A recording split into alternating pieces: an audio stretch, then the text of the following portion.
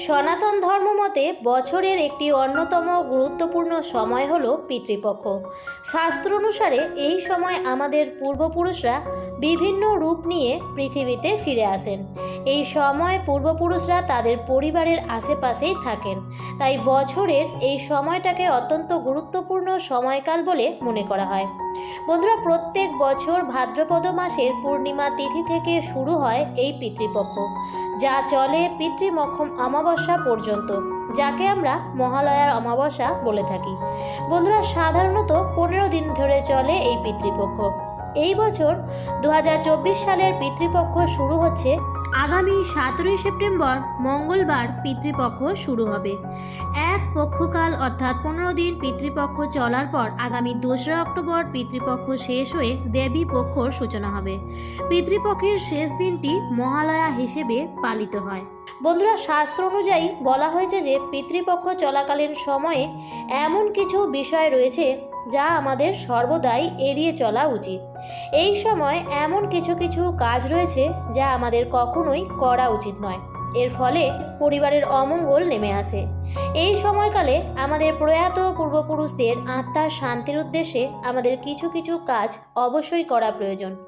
আজকের এই ভিডিওর মাধ্যমে আপনাদের সঙ্গে আলোচনা করব যে এই পিতৃপক্ষ আসলে কী, এই সময় কোন কোন বিষয়গুলি আমাদের এড়িয়ে যাওয়া প্রয়োজন, এবং পিতৃপুরুষদের আত্মার শান্তির জন্য এবং তাদের আশীর্বাদ লাভের জন্য এই সময় আমাদের কোন কোন কাজ করা উচিত। এই সব বিষয় নিয়েই আজকের এই ভিডিওতে আপনাদের সামনে বিস্তারিতভাবে আলোচনা করব। আশা করছি বন্ধুরা ভিডিওটি দেখে আপনাদের ভালো লাগবে। নমস্কার বন্ধুরা, ভক্তিমূলক কথা চ্যানেলে জানাই আপনাদের সকলকে স্বাগত। বন্ধুরা, আশা করছি ঈশ্বরের আশীর্বাদে আপনারা প্রত্যেকেই ভালো আছেন এবং সুস্থই আছেন। বৈদিক শাস্ত্র অনুযায়ী সূর্য যখন কন্যা রাশিতে প্রবেশ করে সেই সময় শুরু হয় পিতৃপক্ষ, আর এই সময়কালটি শুরু হয় ভাদ্রপদ মাসের পূর্ণিমা তিথি থেকে। এই সময় আমাদের পূর্বপুরুষরা পিতৃলোক পরিত্যাগ করে তাদের উত্তরপুরুষদের গৃহে অবস্থান করে, এবং এরপর সূর্য যখন বৃশ্চিক রাশিতে প্রবেশ করে তখন তারা পুনরায় পিতৃলোকে ফিরে যায়। পূর্বপুরুষদের প্রতি সম্মান এবং শ্রদ্ধা অর্পণের সুবর্ণ সুযোগ হলো এই পিতৃপক্ষ। শাস্ত্রমতে পূর্বপুরুষদের যদি আশীর্বাদ আমাদের ওপর না থাকে তাহলে আমরা জীবনে কখনোই উন্নতি লাভ করতে পারবো না। পূর্বপুরুষদের আত্মা যদি অসন্তুষ্ট, অতৃপ্ত এবং অখুশি থাকে তাহলে ব্যক্তির এবং সেই পরিবারের উপর পিতৃদোষ নেমে আসে। তাই পিতৃপক্ষ চলাকালীন সময়ে আমাদের আশেপাশে আমাদের যে পূর্বপুরুষদের আত্মা বিরাজ করছেন তাদের সন্তুষ্ট করার জন্য এবং পিতৃ ঋণ থেকে মুক্ত হওয়ার জন্য এই সময় আমাদের কিছু বিষয় অবশ্যই পালন করা উচিত। বন্ধুরা, শাস্ত্র অনুসারে মানুষ জন্মানোর পর থেকে 3টি ঋণের বোঝায় আবদ্ধ হয়ে যায়, আর এই 3টি ঋণ হলো দেব ঋণ, ঋষি ঋণ এবং পিতৃঋণ। দেব ঋণের বোঝা থেকে মুক্তির জন্য দেবতাদের উদ্দেশ্যে পূজা অর্চনা এবং তাদের উদ্দেশ্যে অর্ঘ্য নিবেদন করা হয়। ঋষি ঋণ থেকে মুক্তির জন্য শাস্ত্র এবং জ্ঞানের প্রচারের কথা বলা হয়েছে, এবং পিতৃ ঋণ থেকে মুক্তির জন্য তাদের প্রতি তর্পণ, শ্রাদ্ধকর্ম এবং পিণ্ড দানের কথা বলা হয়। আর পিতৃপক্ষ হলো সেই সময় যে সময় এই সকল কাজ করা সব থেকে উত্তম বলে গণ্য করা হয়। সাধারণত এই 15 দিন পিতৃপক্ষ থাকলেও মহালয়ার দিনটি সব থেকে গুরুত্বপূর্ণ দিন হিসেবে গণ্য করা হয়, কারণ এই দিনটিকে বলা হয় সর্বপিতৃ অমাবস্যা। পূর্বপুরুষদের মৃত্যুর তিথি যদি জানা নাও থাকে তাহলেও এই মহালয়া অমাবস্যার দিনে তাদের উদ্দেশ্যে সর্বপ্রকার শাস্ত্রীয় কার্যপ্রণালী যেমন শ্রাদ্ধ, পিণ্ডদান সমস্ত কিছুই করা যায়। আর এই মহালয়ার দিন থেকেই শুরু হয়ে যায় দেবীপক্ষ।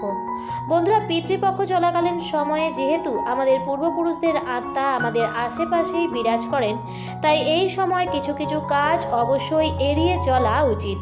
প্রথমত বন্ধুরা, পিতৃপক্ষ চলাকালীন সময়ে বাড়িতে কখনোই কোনো শুভ কাজ করা উচিত নয়।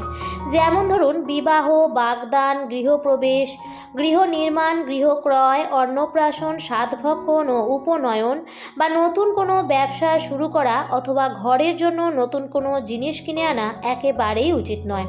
এটি অশুভ বলে গণ্য করা হয়। এই পিতৃপক্ষ চলাকালীন সময়ে যতটা সম্ভব সাধারণ এবং সাত্ত্বিক জীবনযাপন করা উচিত। যথাসম্ভব চেষ্টা করবেন তেল এবং সাবান না মেখে স্নান করতে। আর যারা পিতৃপক্ষ চলাকালীন সময়ে অথবা মহালয়ার দিনে পিতৃপুরুষদের উদ্দেশ্যে তর্পণ অথবা শ্রাদ্ধ অথবা পিণ্ড দান করবেন, তাদের এই সময় চুল দাড়ি নখ কাটা থেকে বিরত থাকার কথা বলা হয়।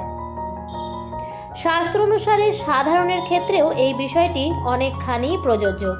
পিতৃপক্ষ চলাকালীন সময়ে যেহেতু বিভিন্ন রূপে পূর্বপুরুষরা আমাদের কাছে উপস্থিত হন, সেই কারণে এই সময় বাড়িতে যদি কোনো প্রকার ব্যক্তি আপনার কাছে সাহায্য প্রার্থী হয়ে আসে, তাহলে সেই ব্যক্তিকে কখনোই খালি হাতে ফিরিয়ে দেওয়া উচিত নয়।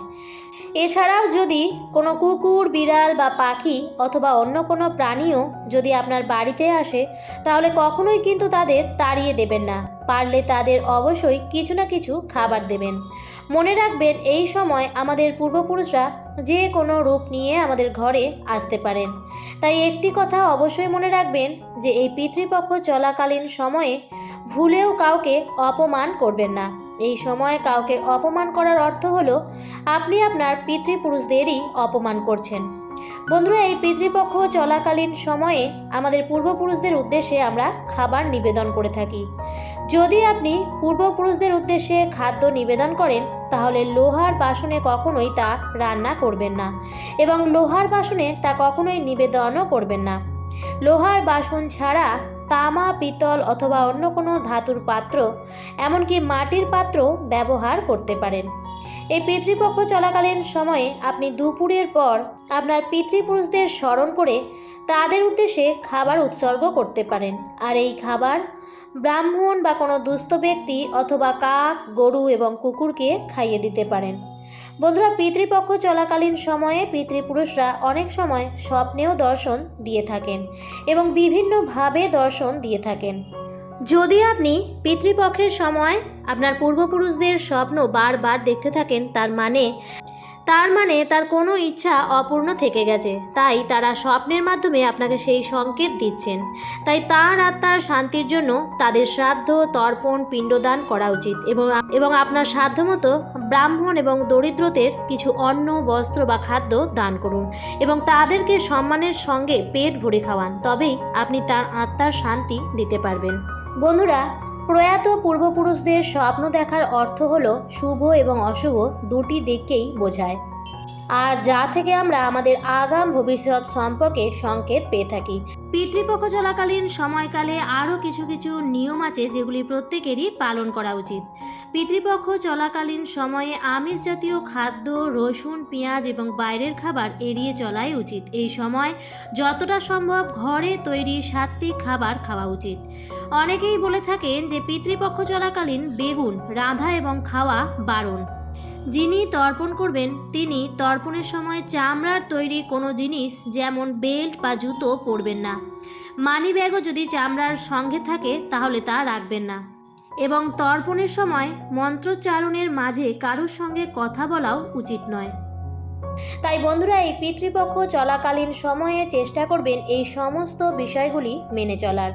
আজকের পর্বটি এই পর্যন্তই। ভিডিওটি দেখে ভালো লাগলে অবশ্যই লাইক, কমেন্ট, শেয়ার করবেন বন্ধুরা। আর যদি চ্যানেলে নতুন হয়ে থাকেন তাহলে অবশ্যই চ্যানেলটিকে সাবস্ক্রাইব করে আমার সাথে থাকবেন। দেখা হবে পরবর্তী নতুন কোনো ভিডিওতে। ভালো থাকবেন, সুস্থ থাকবেন। ধন্যবাদ।